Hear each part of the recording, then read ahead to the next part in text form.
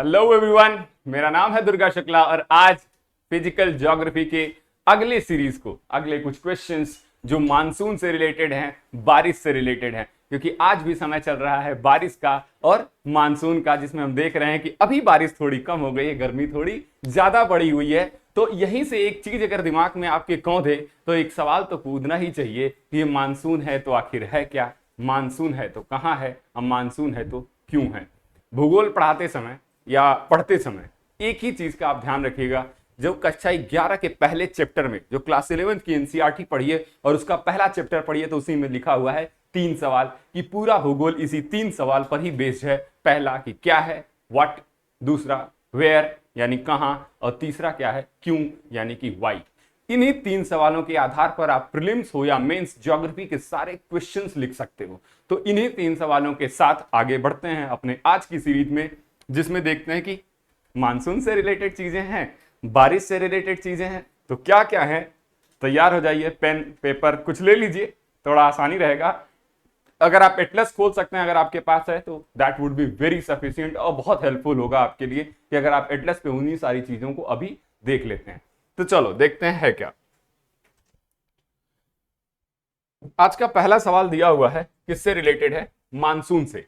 कहता है कि मानसून शब्द की व्युत्पत्ति किस भाषा से हुई है। मानसून पर तो बाद में आते हैं, पहले आप लगे हाथ हमको यही बता दीजिए कि अगर हम कहें जियोग्राफी की, तो जो भूगोल या ज्योग्राफी किस भाषा का शब्द है। आप इस सवाल को भी आंसर करके बताइए और इस सवाल का भी आंसर आप हमें, दोनों सवालों को एक साथ बताओ। चलो फटाफट, मैं एक्सपेक्ट करता हूं कि 10 सेकंड के अंदर इन दोनों सवालों का जवाब आप दे देंगे।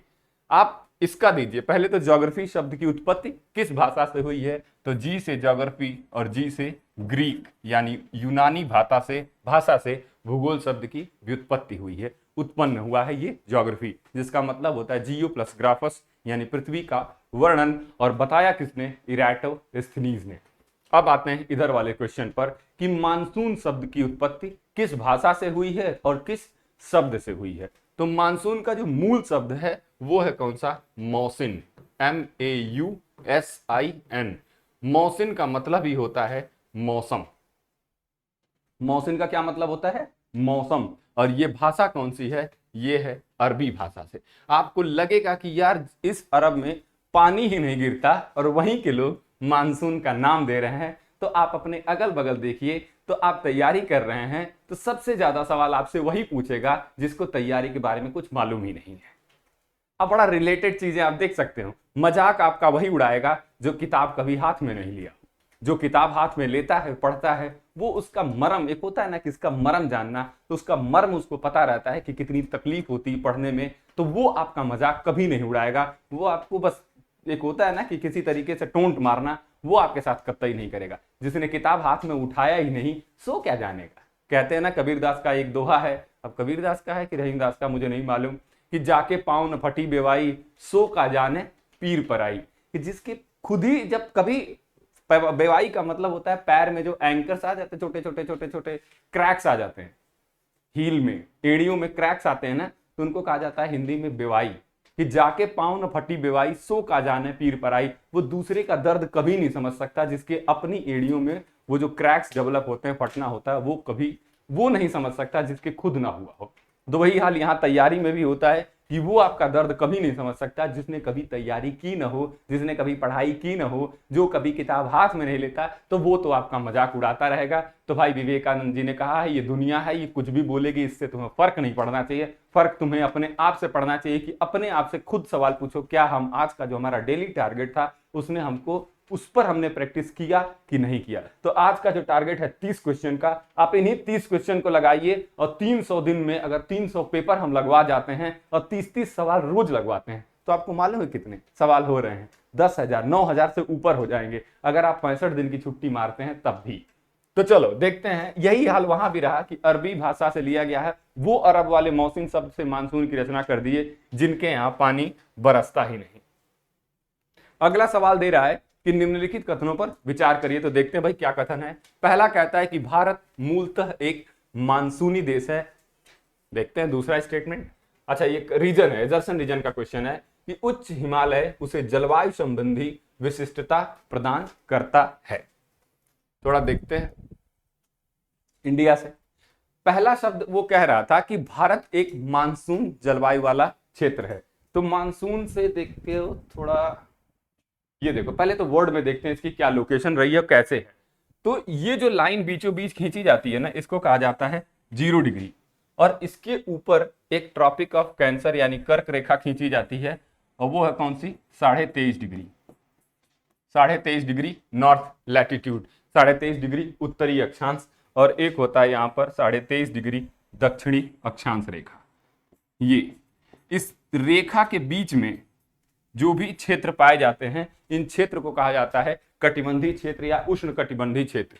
इन क्षेत्र की एक बड़ी विशिष्टता ये होती है ना कि जो हीटिंग का इंपैक्ट पड़ता है, जो गर्म होता है, ठंडा होता है, पानी और भूमि, इनसे क्या होती है, हवाओं की दिशा बदलती रहती है। और इन दिशाओं के घूमने से, चलने से, यहाँ पर जो दो तरह की पवन, एक ही पवन चलती है एक ही डायरेक्शन से। कौन सी, इधर से चलती है नॉर्थ ईस्ट ट्रेड विंड कहा जाता है, व्यापारिक पवनें चलती हैं। और इधर से चलती हैं कौन सी, साउथ वेस्ट। ये देखो ये कैसा है, ये हो गया उत्तर, और ये हो गया दक्षिण, ये हो गया पश्चिम, और ये हो गया पूरब। तो ये जो हवा चल रही है नीचे से कैसा होगा, साउथ और वेस्ट यानी दक्षिण पश्चिम दिशा से चल रही थी। और जब ये पानी यहां से उठाती है और ले आके जब भारत में बरसाती है, तो इसी पानी बरसाने वाली हवाओं को क्या कहते हैं, मानसून। ठीक, तो अब देखते हैं कि क्वेश्चन पूछा क्या था कि हिमालय कैसे इनकी मदद कर रहा है। कहता है कि भारत मूलतः एक मानसूनी देश है, तो हमने देखा कि मानसून वाले क्षेत्र में पड़ता है, उष्णकटिबंधीय क्षेत्र में पड़ता है, तो इसलिए कैसा है, एक मानसूनी देश होगा। तो एजर्सन कहता बिल्कुल सही होगा। रीजन या कारण देखते हैं कि उच्च हिमालय उसे जलवायु संबंधी विशिष्टता प्रदान करता है। हाँ बिल्कुल बात सही है। ये होता क्या है यहाँ पर कि जब ये हिमालय, ये वाला रीजन, यही तो है हिमालयन रीजन, अब यहाँ पर एक जोन होता है, ITCZ का कॉन्सेप्ट पढ़ेंगे, अंतः उष्णकटिबंधीय अभिसरण क्षेत्र जो होते हैं, ये इस पर गर्म होने की वजह से जो तिब्बत का पठार वाला क्षेत्र है, ये वाला पामीर नाट वाला, ये तिब्बतन और पामीर नाट वाला एरिया, ये जब हीट होता है बहुत ज्यादा, तो यहां से हवाएं गर्म होती हैं और ऊपर उठती हैं। तो जब हवा इधर से ऊपर उठेगी तो नीचे से आने वाली हवाएं इधर ही भागते हैं, और जब ये नीचे से आ रही हवा इधर जाएगी तो ये क्या होता है, अपने साथ अरब सागर से और बंगाल की खाड़ी से पानी उठा लेती है, जो ला के यहाँ टकराने से पूरे देश में बारिश करती है। इसलिए इस क्षेत्र को, इस जोन को कहा जाता है कि मानसूनी जलवायु वाला प्रदेश हो जाएगा। और दूसरे की ये हिमालय जो उठा हुआ है, यही मानसून को अट्रैक्ट करने में हेल्प करता है। इसलिए हम कहते हैं कि हाँ, हिमालय जो है उसको जलवायु विशिष्टता प्रदान करता है। तो ये भी सही हो जाएगा, और कारण बिल्कुल सही है, तो कह रहा है कि सही स्पष्टीकरण है। तो एजर्सन और रीजन दोनों सही है, और उसका ये रीजन जो है करेक्ट एक्सप्लेनेशन कर रहा है एजर्सन का। अगला क्वेश्चन दिया हुआ है, फिर से वही एजर्सन रीजन का क्वेश्चन है कि भारत की जलवायु उष्णकटिबंधीय मानसून की तरह है। तो बिल्कुल यहां से फिर वापस आप देखिए, हम कह रहे थे ना कि उष्णकटिबंधीय क्षेत्र का मतलब क्या होता है, इस जोन में होना, 23.5 डिग्री से लेके नॉर्थ से लेके 23.5 डिग्री दक्षिण यानी साउथ के बीच का जो जोन होता है, उसी को कहा जाता है उष्णकटिबंधीय क्षेत्र। तो अभी आप देखेंगे तो भारत के बीचों बीच से ये रेखा गुजरती है। तो ये मानसूनी वाला जो प्रदेश है, देखो ये भारत, ये रहा भारत हमारा। तो यहां से देखेंगे तो गुजरात, राजस्थान, इन सब जगहों से गुजरती है कौन सी, हमारी कर्क रेखा। तो भारत का आधा क्षेत्र पड़ता है उष्णकटिबंधीय में, और ऊपर वाला क्षेत्र पड़ता है उपोष्ण कटिबंधीय में, यानी ट्रॉपिकल और सब ट्रॉपिकल दोनों जोन में स्थित है। ये इतना आसान हो जाता है मैथ लगाना ना, कि अरे ज्योग्राफी लगाना, कि जब आप मैथ हो या ज्योग्राफी, भूगोल हो या गणित, अगर इसमें आप इमेजिन कर सके, सोच सके उस चीजों को, तो बहुत आसानी से क्वेश्चन लग जाएंगे। देखो क्या कह रहा है, भारत की जलवायु उष्णकटिबंधीय मानसून की तरह है, तो बात सही है, अभी हमने मैप में देखा। दूसरा कह रहा है कि भारत उष्णकटिबंधीय अक्षांशों के बीचों बीच स्थित है, यानी कहता है कि India is located in the middle of tropical latitude. ये हो जाएगा क्या, गलत, क्योंकि मिडिल ट्रॉपिकल लैटिट्यूड कहां से कहां तक है, 23.5 डिग्री उत्तरी से लेके 23.5 डिग्री या 23.5 दक्षिणी अक्षांश के बीच। लेकिन भारत का जब आप एक्सटेंट पढ़ेंगे तो क्या पढ़ेंगे, अगर हम भारत का लैटिट्यूडनल एक्सटेंट या अक्षांशीय विस्तार लिखें तो हम लिखते हैं 8 डिग्री 4 मिनट से लेके 37 डिग्री 6 मिनट उत्तरी अक्षांश में है। तो 23.5 से तो ज्यादा हो गया ना 37.5। तो हो गया क्या कि इसमें भी है और ट्रॉपिकल में भी है और सब ट्रॉपिकल में भी है, इसलिए दूसरा स्टेटमेंट क्या हो जाएगा, गलत हो जाएगा। तो उत्तर इसमें क्या हो जाएगा कि ए सही है, आर गलत है। उत्तर हो जाएगा क्या, बी, क्योंकि दिया है क्या, बीचों बीच। तो ऐसा नहीं है, बीचों बीच तो आधा क्षेत्र है ही, लेकिन आधा भारत का उत्तरी हिस्सा क्या है, सब ट्रॉपिकल रीजन में है, उपोष्ण कटिबंधीय क्षेत्र में। ठीक, फिर अगला सवाल देखते हैं, भारत के किस राज्य में मानसून का आगमन सबसे पहले होता है। तो ये देखो,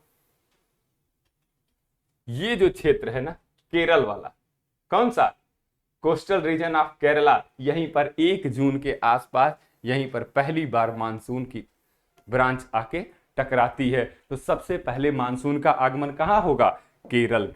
देखते हैं क्या ऑप्शन में दे रखा है, उत्तर क्या है, हाँ देखो बिल्कुल डी दे रखा है, केरल। तो उत्तर हो जाएगा बिल्कुल सही। कब आता है, 1 जून में। कौन सी शाखा आके टकराती है, तो अरब सागर की शाखा आके सबसे पहले दक्षिण पश्चिम मानसून यानी साउथ वेस्ट मानसून की पहली शाखा 1 जून को आकर टकराती है केरल के तट पर।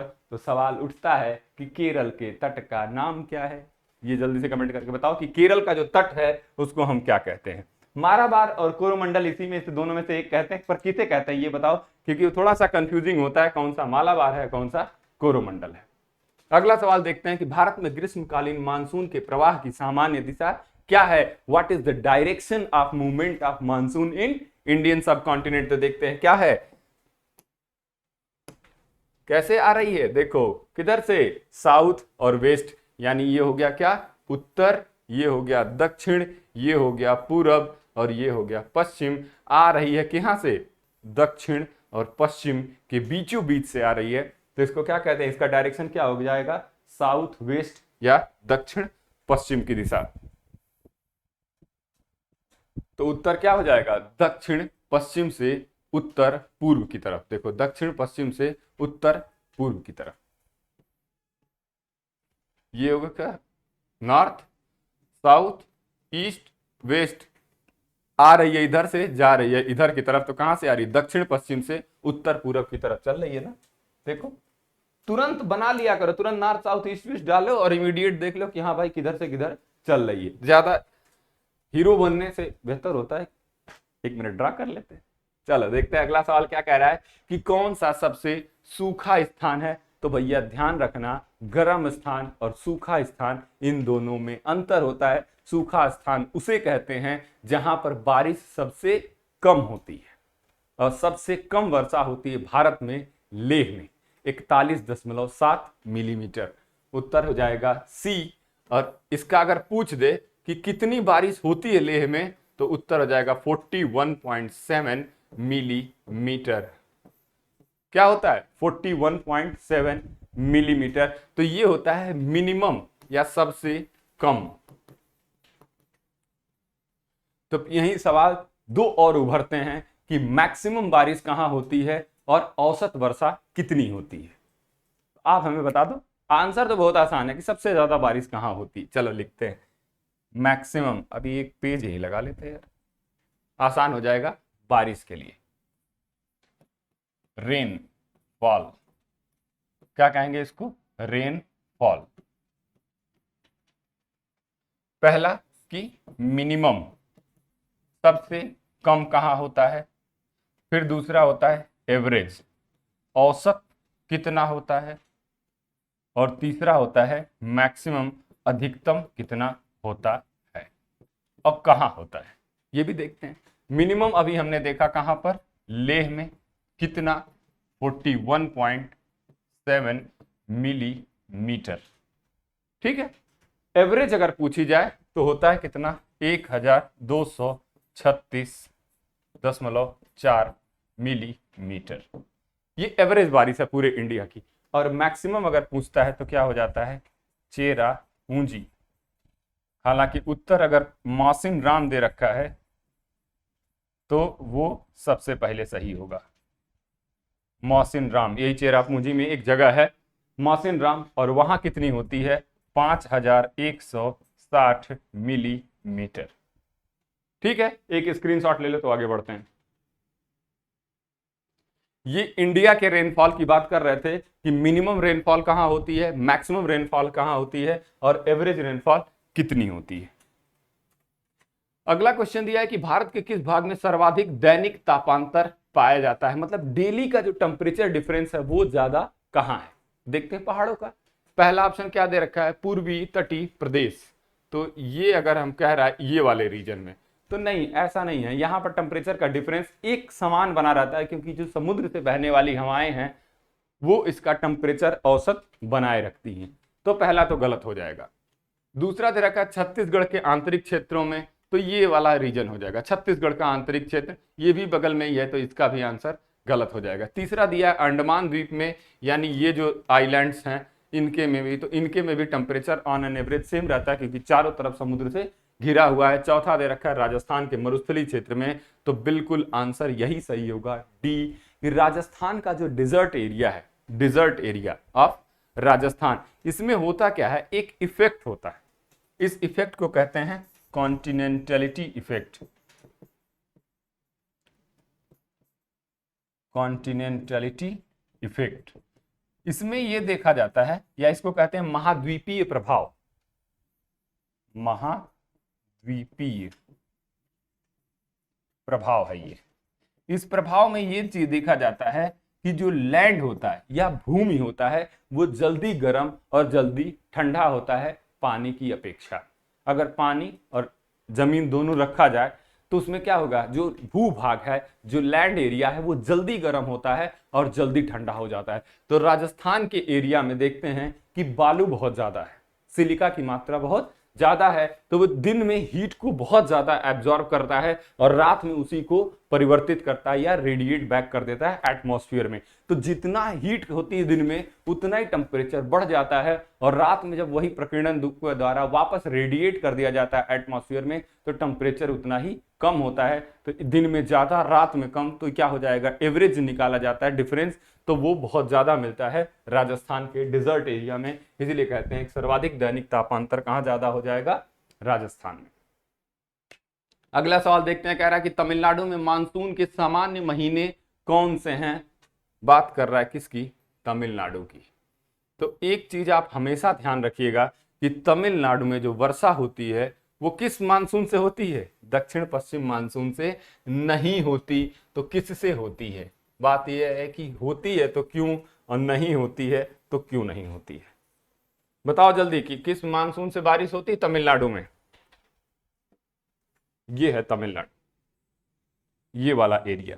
तो यहां से जो दक्षिण पश्चिम मानसून आता है, देखो इधर से, ये साउथ वेस्ट डायरेक्शन से बंगाल के अरब सागर की शाखा में, तो यहां आके टकराता है पश्चिमी घाट से, लेकिन पश्चिमी घाट को ये पार नहीं कर पाता, इधर नहीं जाता, यहीं से टकरा के ये ऊपर की तरफ घूम जाता है। इधर ऊपर की तरफ घूमने वाली हवाएं इधर अरावली पर्वत के समांतर एक ब्रांच इधर से निकल जाती है, देखो ऐसे एक इधर से निकल जाती है, ये टकराती नहीं है, इसीलिए इस क्षेत्र में पानी नहीं गिरा पाती है। और दूसरी ये विंध्यन पर्वत से टकरा के अंदर की तरफ घूम जाती है, और ये छत्तीसगढ़ के पश्चिमी क्षेत्र तक या मध्य प्रदेश के ही एरिया में बारिश करती रहती है, तो ये तमिलनाडु में नहीं जाती।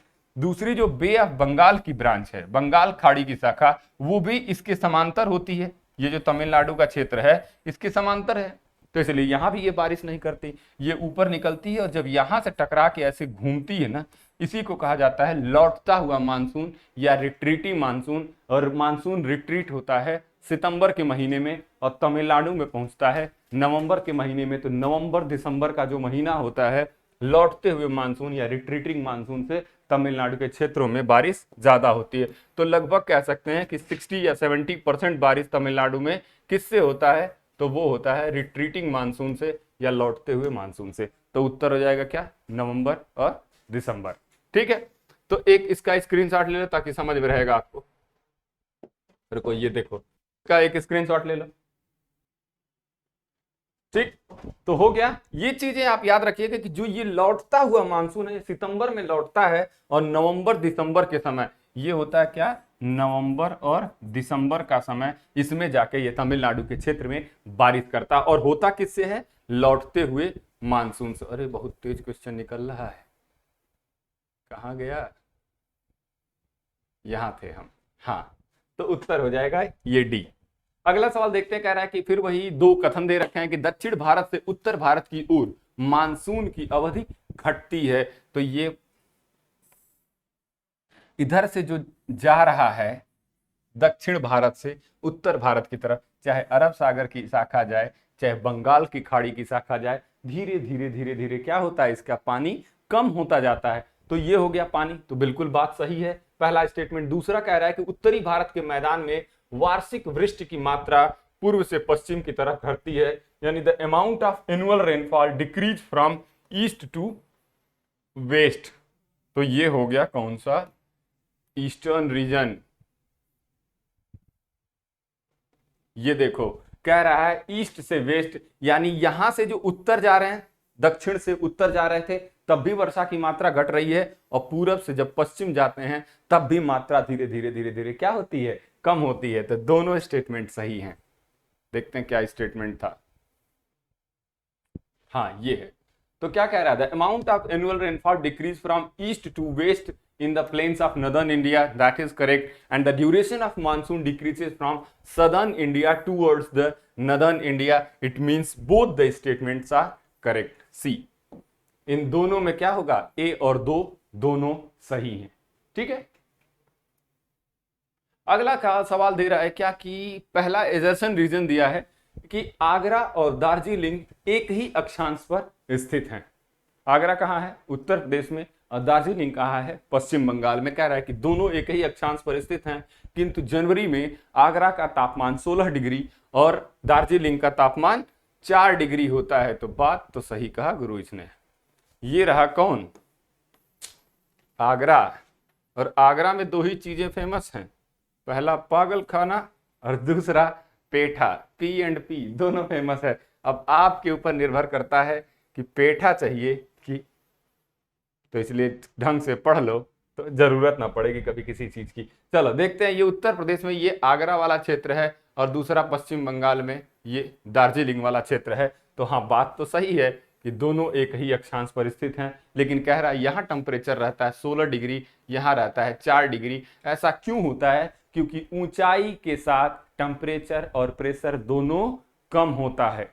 जैसे जैसे हम ऊंचाई बढ़ाते जाते हैं, चाहे हम लैटिट्यूड में ऊपर जाएं चाहे एल्टीट्यूड में ऊपर जाएं, यानी कि या तो हम अक्षांश में ऊपर चढ़ें और या तो हम ऊंचाई में ऊपर चढ़ें, तो दोनों की दिशा में क्या होता है, टेम्परेचर और प्रेशर यानी ताप और दाब दोनों कम होता है। तो बात यहां ये उठती है कि कितना तापमान कम होता है और कितना दाब कम होता है। एक सेकंड में लिख लो इसको। ये देख लो कि हर 1 किलोमीटर ऊंचाई बढ़ने के साथ 6.5 डिग्री सेंटीग्रेड टेम्परेचर जो होता है कम हो जाता है, और हर 10 मीटर की ऊंचाई बढ़ने के साथ 1 मिली बार प्रेशर कम हो जाता है। यानी कि 1 किलोमीटर अगर हम ऊंचाई में बढ़े तो टेम्परेचर हो गया 6.5 डिग्री सेंटीग्रेड कम, और 10 मीटर अगर हम ऊंचाई में बढ़े तो 1 मिली बार प्रेशर हो जाता है कम। इसी पर सवाल दे रखा था कि दोनों एक ही अक्षांश पर अवस्थित है, उसके बावजूद इसमें इतना अंतर क्यों आ रहा है।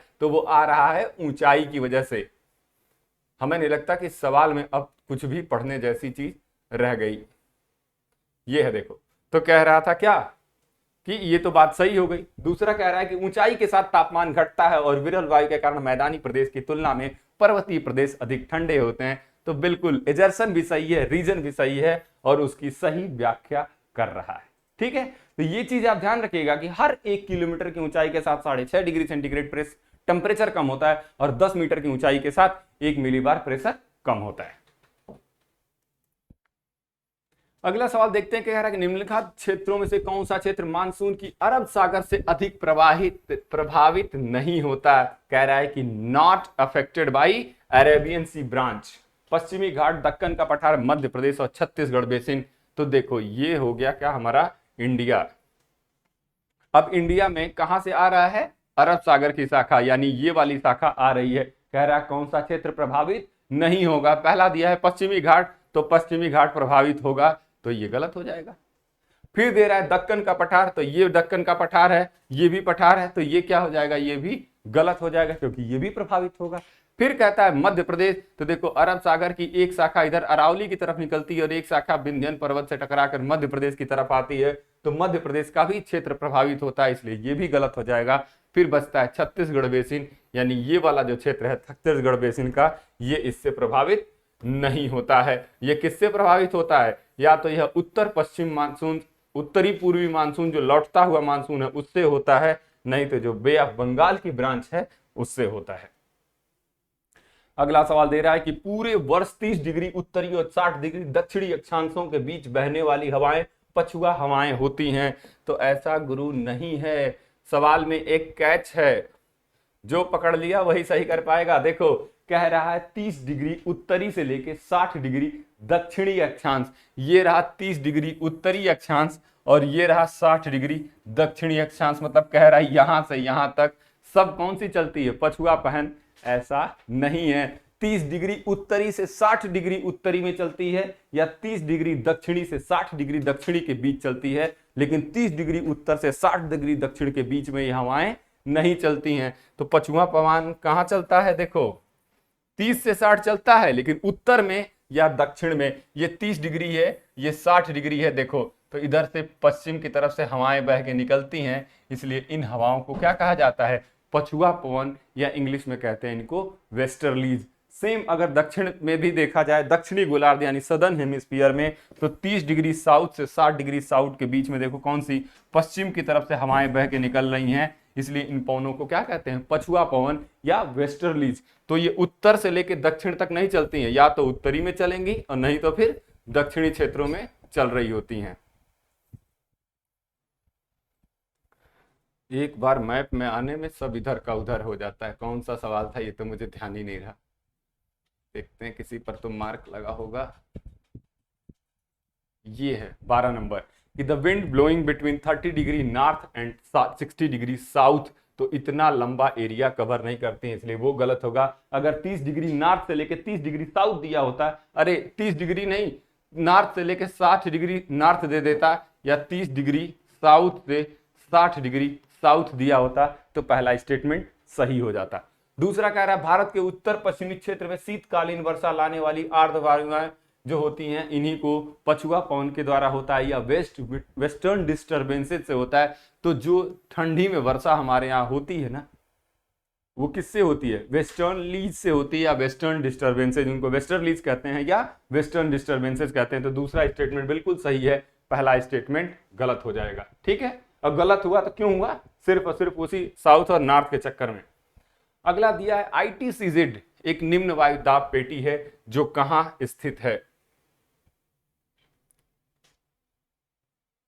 ITCZ की बात कर रहा है ना, तो ये देखो, ये जो बीच वाला क्षेत्र है 0 डिग्री से 5 डिग्री ऊपर और 5 डिग्री नीचे, इसको कहा जाता है डोल्ड्रम, और 0 डिग्री से 10 डिग्री ऊपर और 10 डिग्री नीचे तक जो क्षेत्र है इसको कहते हैं ITCZ या इंटर ट्रॉपिकल कन्वर्जेंस जोन। अगर 0 से 10 डिग्री देता है उत्तरी या दक्षिणी तब भी उत्तर सही होगा, और 0 से 5 डिग्री देता है तब भी उत्तर सही होगा। इसको कहा क्यों जाता है अंतर उष्णकटिबंधीय अभिसरण क्षेत्र, क्योंकि यहां से ये जो क्षेत्र है ना, ये निम्न वायु दाब की पेटी है, क्योंकि हवाएं यहां से गर्म होती हैं, ऊपर उठती हैं, और ऊपर उठने के बाद कहां चली जाती हैं, 30 डिग्री उत्तर या 30 डिग्री दक्षिण की तरफ, और यहां पर पहुंचने के बाद फिर ये वापस लौट के यहीं चली आती हैं।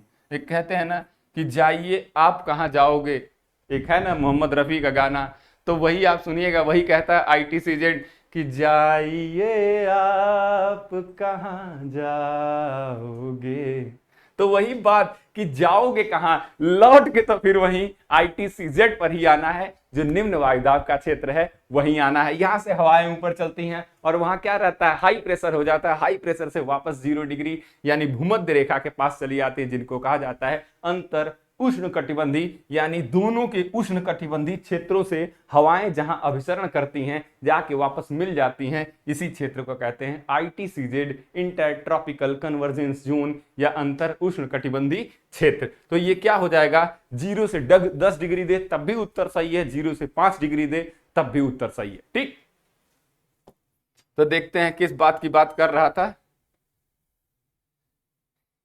ये था हमारा इधर। हाँ, कि क्या कहते हैं, तो कहाँ है, भूमध्य रेखा पर स्थित है। और अगर सवाल बदल दे कि भूमध्य रेखा पर पाए जाने वाला क्षेत्र कैसा है, निम्न वायुदाब पेटी है, या कह दे कि निम्न वायुदाब पेटी कितने डिग्री पर पाई जाती है, तो 0 से 10 डिग्री और 0 से 5 डिग्री उत्तरी और दक्षिणी अक्षांशों में पाया जाता है। दोनों उत्तर सही होगा, अलग अलग किताबों में अलग अलग डेटा दे रखा है। ठीक, अगला देखते हैं, कह रहा है कि राजस्थान में बहुत कम वर्षा होती है, क्यों होती है?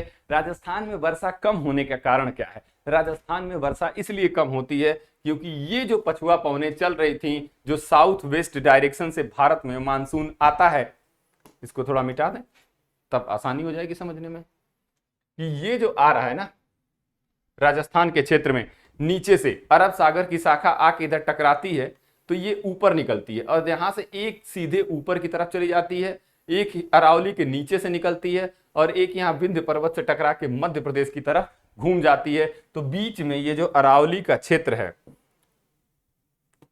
ये जो है, ये बीच में अरावली पहाड़ है, इसके समांतर चलती रहती हैं, इसलिए ये टकराती नहीं है, ना इनको टकराहट मिलती है, ना ये ठंडी होती है, ना ये अपना पानी गिराती हैं। इसलिए राजस्थान वाले क्षेत्र में बारिश की मात्रा बहुत कम हो जाती है।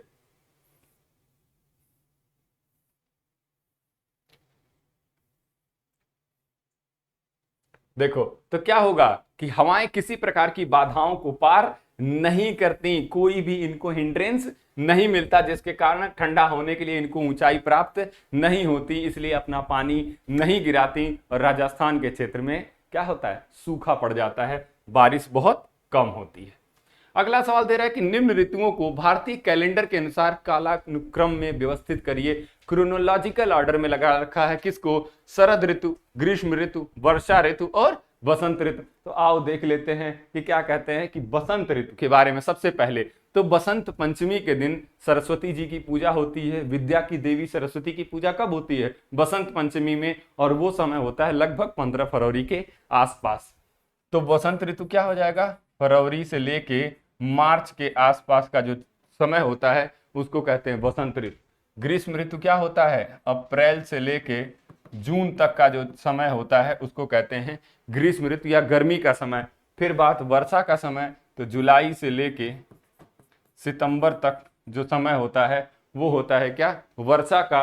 और सितंबर से लेके जनवरी तक का जो समय होता है वो होता है शरद ऋतु या ठंडी का। तो उत्तर हो जाएगा क्या, अच्छा 3-4 इधर उधर हो गया, देख लेना यार।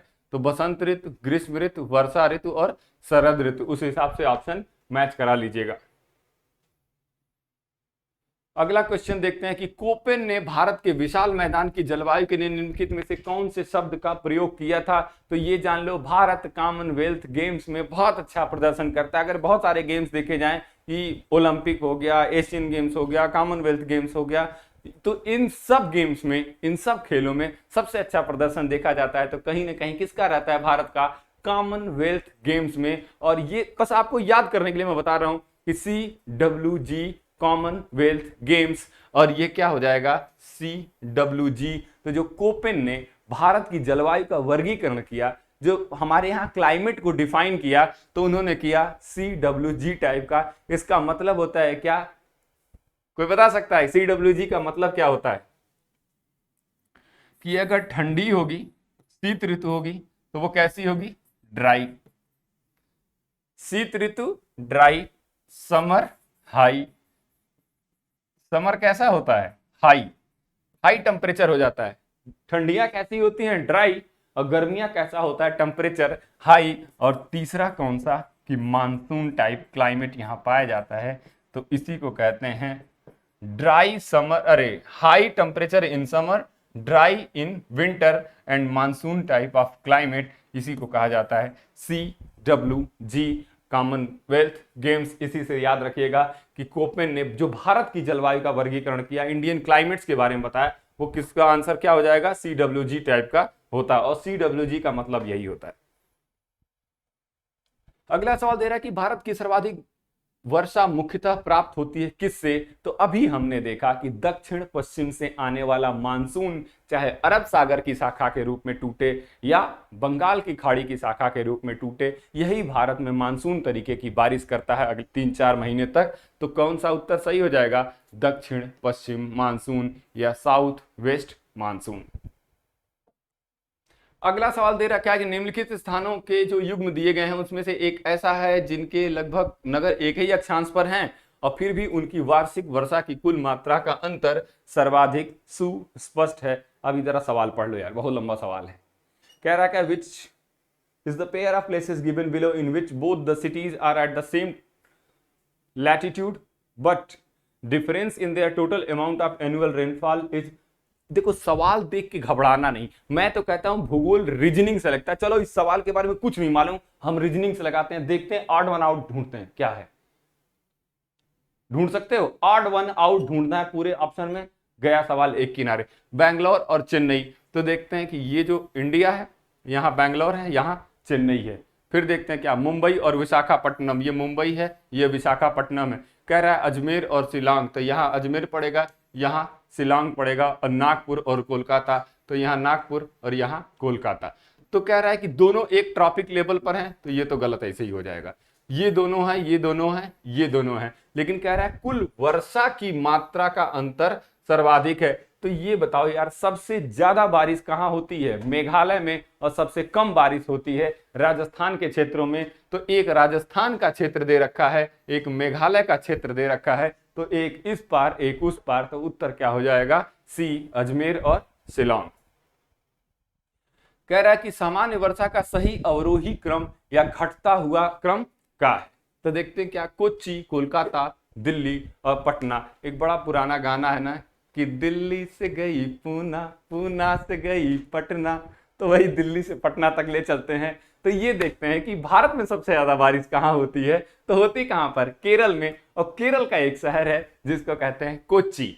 तो देखते हैं सबसे ज्यादा जब लगाना है तो एक कोच्चि यहां मिला, एक कोच्चि यहां मिला, इसका मतलब ये भी कटा और ये भी कटा। और फिर देख लो गुरु, जहां सबसे ज्यादा हमारे पॉलिटिशियन हैं पानी वहीं सबसे कम गिरेगा, दिल्ली, तो ये हो जाता है सी। फिर वही बात की कोलकाता और पटना, तो आप देखेंगे इंडिया का मैप, तो ये हिस्सा है कोच्चि का, ये है कोलकाता का, यहां पर पड़ेगा पटना और यहां पर पड़ेगी दिल्ली। तो हम जानते हैं कि दक्षिण से उत्तर चलते हैं तब भी मानसून कम होता है, और पूरब से जब पश्चिम चलते हैं तब भी मानसून कम होता है। तो सबसे ज्यादा होगा यहाँ, फिर दूसरे नंबर पर यहाँ, फिर जब इधर से चलते हैं तो फिर कम होगा यहाँ, फिर कम होगा यहाँ। तो मैप पर अगर चारों लोकेशन आप देखे रहेंगे, क्योंकि कहीं ना कहीं राजधानी पूछी गई है एक को छोड़ के, तो ऑटोमेटिक आंसर आपका सी सही हो जाएगा। तो घबराना नहीं है, देख क्वेश्चन थोड़े टिपिकल पूछे जाते हैं, यूपीएससी का क्वेश्चन है, 2005 में आईएएस में आया था।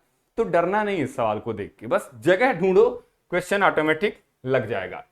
फिर कह रहा है कि मैंगो शावर संबंधित है, पिक्चर देखते रहते हो, उसमें बताता है कि I am going to take a shower. तो ये आम भी कह रहा है कि I am going to take the shower in India and that shower is known as pre monsoon shower. इसको क्या कहते हैं? प्री मानसून शावर या मानसून पूर्व फुहार।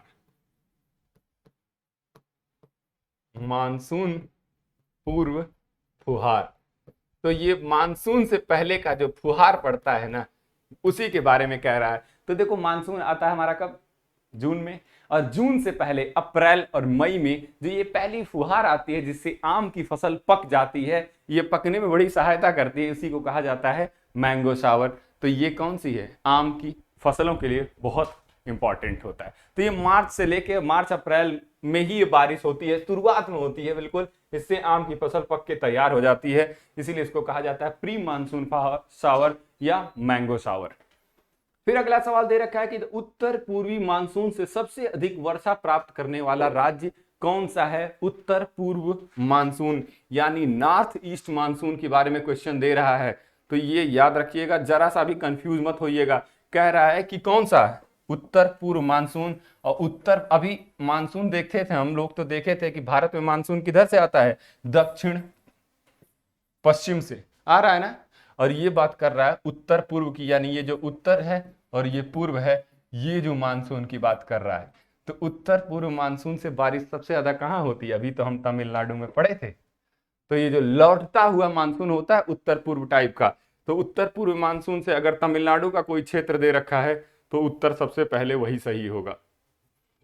अरे कुछ ज्यादा ही टच सेंसिटिव है ये। अरे रुको जरा, धीरे धीरे ही करना पड़ेगा यार। ये कह रहा है कि नॉर्थ ईस्ट मानसून यानी रिट्रीटिंग मानसून, लौटते हुए मानसून से सबसे अधिक वर्षा कहाँ होगी? तो हमने अभी देखा कहाँ थी?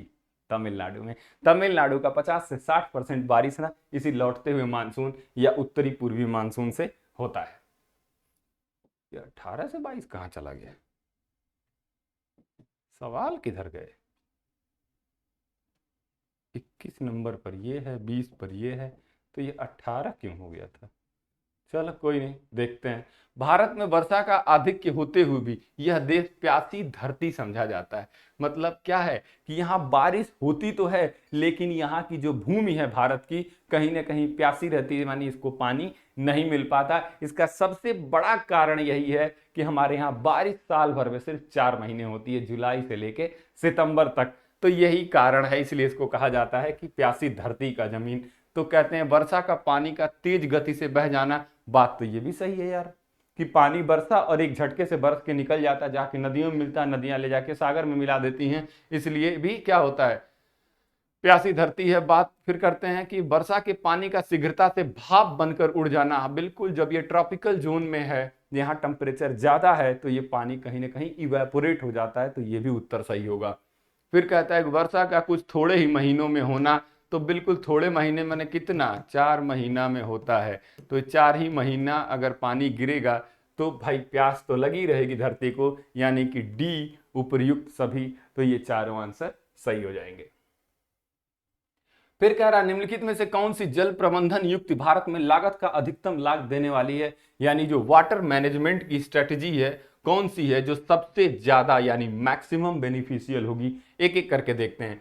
कह रहा है कि improve in self cleaning toilet system. बात सही है कि अगर सेल्फ क्लीनिंग टॉयलेट सिस्टम अगर हम लगा देते हैं, खुद अपने आप को क्लीन करता रहता है, तो उससे भी क्या हो जाएगा, वाटर मैनेजमेंट बहुत अच्छा होगा। दूसरा देखते हैं अपशिष्ट जल का उपचार एवं प्रयोग। बिल्कुल, अगर हम पानी को जो वेस्ट वाटर है उसका ट्रीटमेंट करें और उसको दोबारा यूज करें, रिसाइकिल करें, तब भी ये बहुत अच्छी स्ट्रेटेजी है। थोड़ा कठिन हो रहा है सवाल, आगे देखते हैं। वर्षा के जल का संचयन यानी कि रेन वाटर की हार्वेस्टिंग।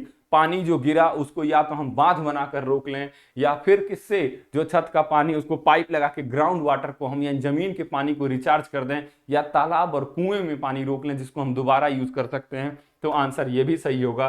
चौथा दे रहा है कि recycling and reuse of water, तो ये भी आंसर सही होगा। अब इसमें 4 के चारों आंसर सही है, पहली चीज ध्यान रखिएगा। लेकिन पूछ रहा है क्या कि अधिकतम लाभ इसमें से कौन देगा, सबसे ज्यादा बेनिफिट कौन देगा? तो सबसे ज्यादा बेनिफिट देगा यानी कि जो 4 महीने में पानी गिरा है उसको हम कहीं बहने ना दें, उसको रोक के रखें, चाहे बांध बना के, चाहे तालाब बना के, चाहे कुआं बना के, चाहे जमीन के पानी को रिचार्ज करके। तो इन माध्यम से अगर हम करते हैं तो सबसे ज्यादा पानी का हम यूज कर सकते हैं। यानी उत्तर हो जाएगा सी कि वर्षा के जल का संचय अगर हम किसी तरीके से कर सकें तो ये सबसे ज्यादा लाभप्रद होगा। कह रहा है कि भारतीय मौसम विज्ञान विभाग की परिभाषा के अनुसार वर्षा का दिन वह होता है जब किसी विशेष स्थान पर इसकी मात्रा होती है। तो यार एक बात हमें बताओ, पूछ रहा है कि कितनी बारिश हो जिसको हम कह सकें कि, क्या कह रहा है कि ये बारिश हो रही है। एक बड़ा पुराना गाना है, देखो सारे जो गाने, पिक्चर, ये सारी चीजें जो होती है ना, इसमें हम देख पाते हैं कि क्या चीजें हैं। तो बड़े ध्यान से, अच्छा रुको मैं वो गाना आपको दिखाता ही, कई बार आप लोगों ने देख रखा होगा। तो इसमें क्या है कि कवि पूछना क्या चाहता है यही हम आपसे जानना चाहते हैं। तो थोड़ा ध्यान से सुन लेना, ज्यादा समय नहीं लगाना, ज्यादा समय तक मैं चलाऊंगा भी नहीं, जरा सुनो तो सही इसमें कहा क्या रहा है, कवि कहना क्या चाहता है।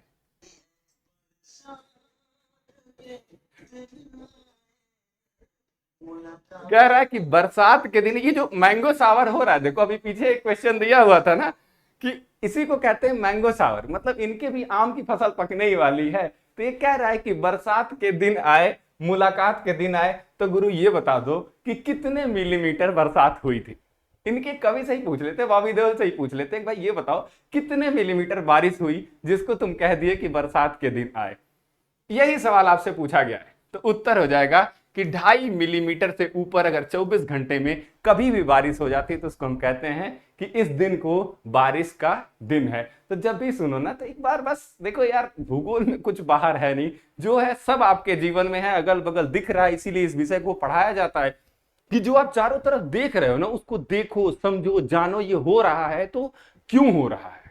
ठीक, अगला सवाल देखते हैं, कह रहा है कि नीचे दिए गए में से एजर्सन और रीजन के बारे में सवाल है। सबको पता रहता है एजर्सन रीजन का क्या है, कोई देखते हैं कि लिखा क्या है कि गंगा के मैदान में यदि कोई पश्चिम और उत्तर पश्चिम को चले तो मानसूनी वर्षा घटती हुई मिलेगी।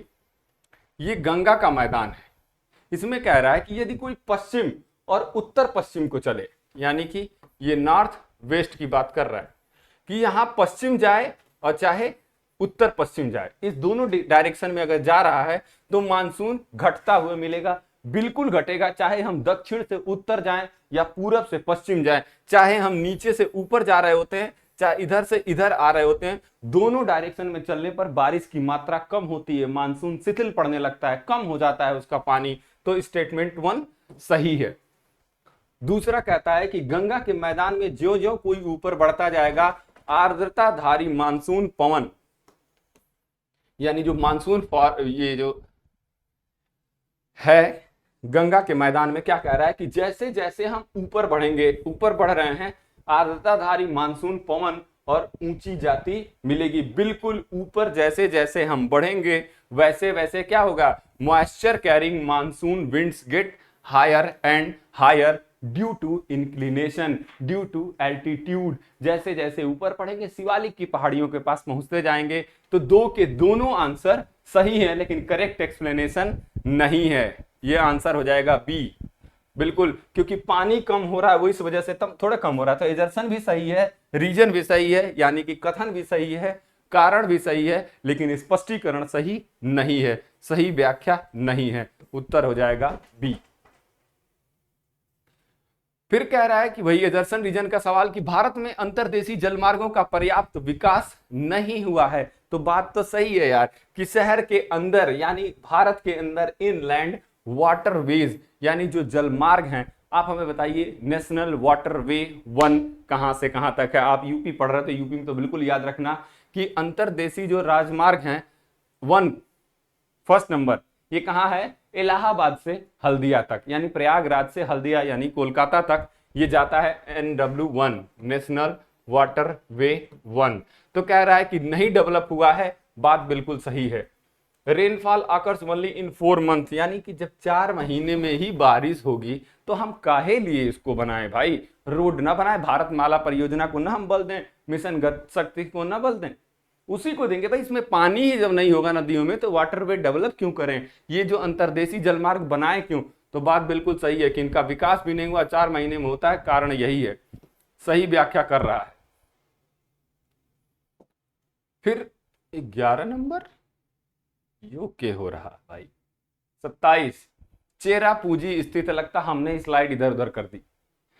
चेरापूंजी कह रहा है कहां स्थित है, गारो, खासी, जैंतिया, मिकिर। तो चेरापूंजी है भाई मेघालय में, और मेघालय में 3 पहाड़ हैं। इस पहाड़ का नाम है गारो, इसका नाम है खासी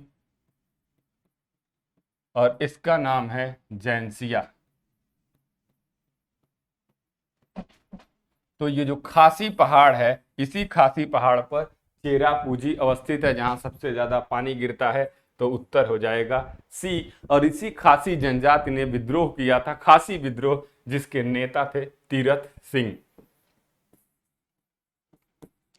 खासी विद्रोह का अगर कभी आपसे पूछ दिया जाए कि ये जो खासी विद्रोह हुआ था इसके नेता कौन थे, तो इनका नाम है तीरथ सिंह। ठीक है। फिर कह रहा है कि दक्षिण पश्चिम मानसून काल में निम्नलिखित स्थानों में सबसे कम वर्षा होती है, यानी जो साउथ वेस्ट मानसून है, फिर वही बात इसी की, ये जो मानसून है इससे कह रहा है सबसे कम बारिश कहां होगी, कोलकाता में, मैंगलोर में, चेन्नई में और दिल्ली में। तो अभी हम पढ़े हैं कि जो तमिलनाडु का पूरा पूरा क्षेत्र है उससे दक्षिण पश्चिम मानसून से बारिश होती ही नहीं है, होती है लौटते हुए उत्तर पूर्वी मानसून से। तो उत्तर क्या हो जाएगा? चेन्नई। क्या अभी समझ में आया कि क्यों चेन्नई होगा? देखो सारे सवाल आपस में इंटरकनेक्टेड थे, बस एक बार मैप पर आपको इमेजिन हो गया फिर तो आपको सही करने से कोई रोक नहीं पाएगा। चेन्नई में बारिश जो होती है दक्षिण पश्चिम मानसून से सबसे कम होती है। तो होती किससे है? होती है किससे? नॉर्थ ईस्ट मानसून से, या उत्तरी पूर्वी जो मानसून है इससे सबसे ज्यादा बारिश कहां होती है? तमिलनाडु के क्षेत्र में। ठीक। अगला सवाल कह रहा है कि भारत के उत्तरी मैदान में शीत ऋतु में बारिश होती है किससे? तो देखो सवाल फिर से पढ़ लो। कह रहा है भारत के उत्तरी मैदान में शीत ऋतु में वर्षा होती है। तो भारत का ये उत्तरी मैदान है, ये वाला।